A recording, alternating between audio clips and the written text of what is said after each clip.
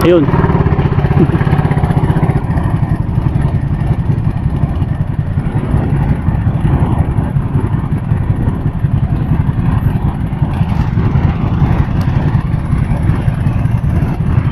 Doon sa nausak ng side, oh.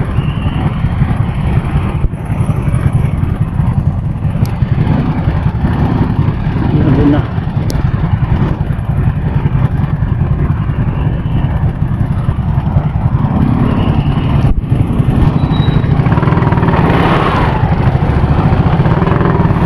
Friday na naman mga boss.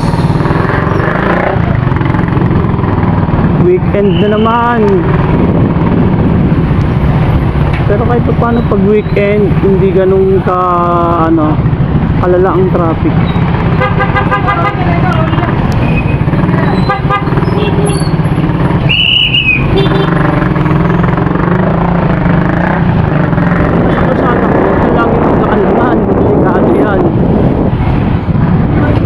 Pag ikakanan mo, ikakanan mo na yan.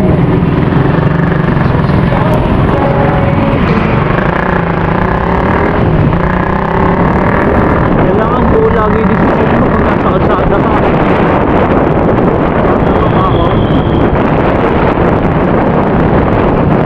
Pag lagi ka nag-aalangan sa kalsada, kung di ka makadidisgrasya, ikaw makakadisgrasya.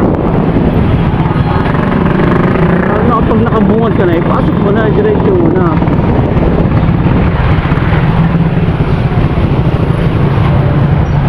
Para hindi ka laging bitin.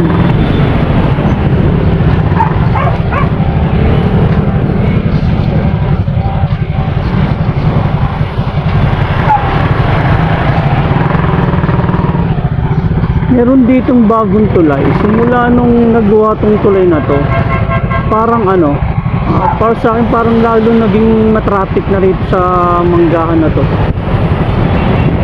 Kasi may tulay dyan sa Manggahan na yan. Itong barangay Manggahan. Ewan kung barangay ba yung Manggahan na yan. May tulay dyan yung flood control. Tapos sa likod niyan may bagong itinayong tulay. Parang mga VIP na ata dumadaan dyan eh. Kasi bawal ang mga public vehicle, bawal ang taxi, bawal ang motor. Hindi nyo makikita yung tuloy na yan. Yan, yung tuloy na yan. Yan, yung papasok. Puro private car lang dyan. Simula nung tumayo yung tuloy na yan, napaka-traffic niya. Kasi unahan niya, ito tuloy na naman ulit, crossing. Lalo naging matraffic talaga.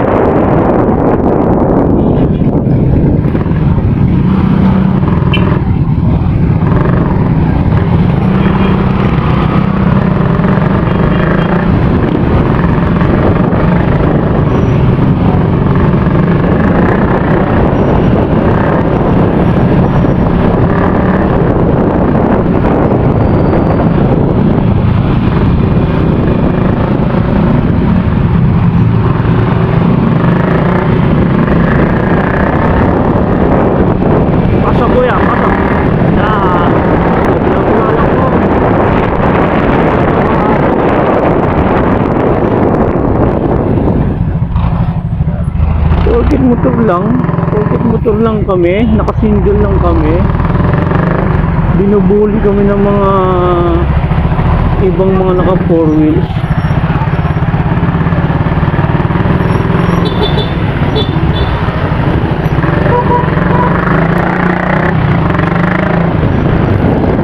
Dito tayo. Dito ako tumagaan ko ng ano,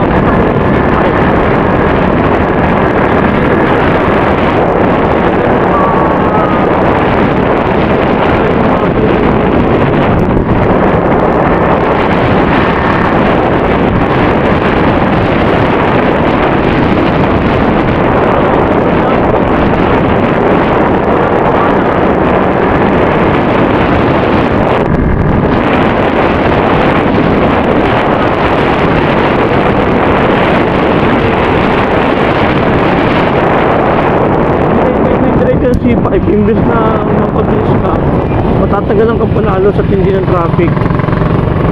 Kaya ang ginagawa ko, umiikot ako. Pag umiikot ako, mas mabilis pa. Ito, tapos babaybayin ko lang itong tulay na to. Pagpasok sa C5, kakaliwa na ako dyan sa stoplight.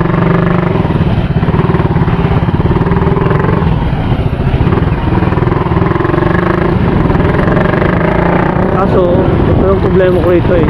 Ang bilis mag-stop.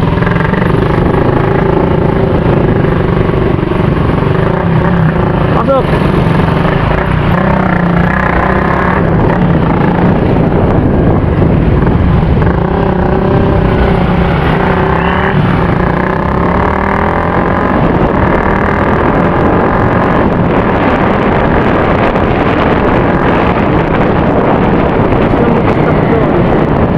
Ito may napansin ako dito.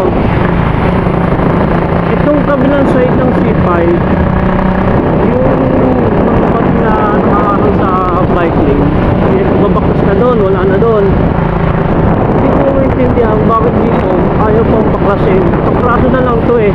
Kasi minsan, may mga times na nagiging pain to. Pag nasa loob ka yan, sa dulo may nakabang na mga MUTA. Ano? Yan. Kapraso na lang yun, no? Hindi ko alam kung bakit ayaw pang baklasin yan. Minsan nasa ano na lang eh, nasa power trip ng mga enforcer. Minsan nanguhuli sila dun sa dulo. Ewan ko kung ba't ayaw patanggalin to, kakapraso na lang naman. Eh yung kabilang sa'yo, binaklas na eh. Ang problema, nung binaklas nila yan, naiwan yung nakausling ano, nakausling tornilyo. Yung tornilyo na yun, delikado yun. Diba?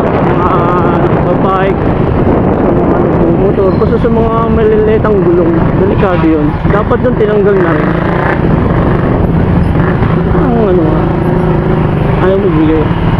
Bakit napaka-traffic? Ilalim sa kaibabaw, nangyari.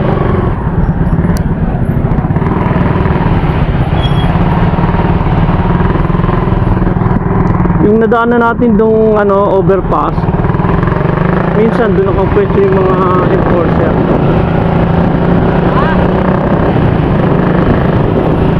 Pagka power trip na ng manghuli sa mga dumadaan sa bike lane na yun, nuhuli nila.